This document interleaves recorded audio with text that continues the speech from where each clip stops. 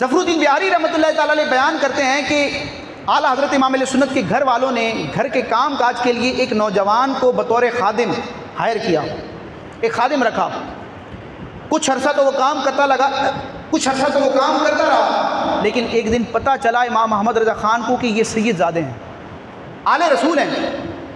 اعلیٰ حضرت کو جیسے ہی پتہ چلا اپنے گھر والوں کو فرمایا کہ یہ سید زادہ ہے، مخدوم زادہ ہے، ہم اس کے خادم ہیں، لہذا آج کے بعد ان سے گھر کا کوئی بھی کام نہیں کروایا جائے گا۔ اچھا، کام نہ کروانا ہو تو پھر خادم کی چھٹی کی جاتی ہے۔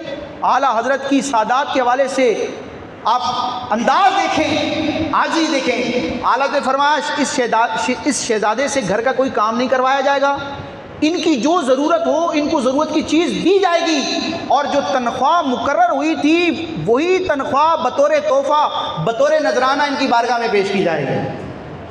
تو یہ سادات کے حوالے سے آپ کا مقام ہے۔